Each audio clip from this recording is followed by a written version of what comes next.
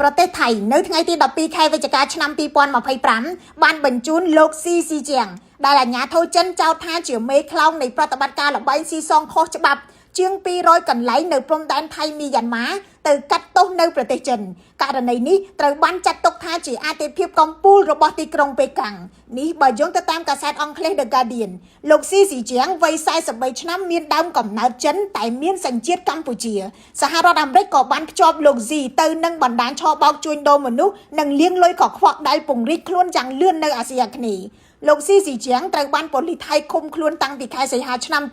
2022តាមដីកាអន្តរជាតិនិងសេចក្តីជូនដំណឹងក្រហមរបស់ប៉ូលីសអន្តរជាតិដែលស្នើសុំដោយទីក្រុងប៉េកាំងការឃាត់ខ្លួននេះធ្វើឲ្យលោកស៊ីក្លាយទៅជាអិសរាជជនឧក្រិដ្ឋជនតាមអ៊ីនធឺណិតដ៏លេចធ្លោបំផុតម្នាក់ដែលត្រូវបានចាប់ខ្លួននៅតំបន់អាស៊ីអាគ្នេយ៍តុលាការព្រហ្មទណ្ឌថៃបានអនុម័តការធ្វើបច្ចុប្បន្នរបស់លោកស៊ីស៊ីជាងនៅខែឧសភាឆ្នាំ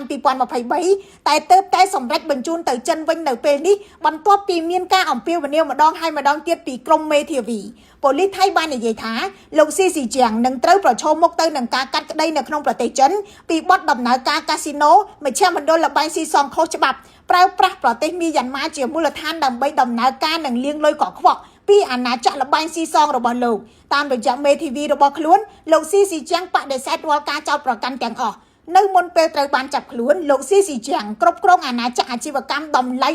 $15,000 លានអាមេរិករួមមានគម្រោងស្វេកូកូនៅព្រំដែនថៃមីយ៉ាន់ម៉ាដែលថ្មីនេះអាមេរិកបានដាក់ទណ្ឌកម្មលើបុគ្គលនិងក្រុមហ៊ុនចំនួន9ដែលពាក់ព័ន្ធខ្ញុំរស់សុធាពី News Today NTTV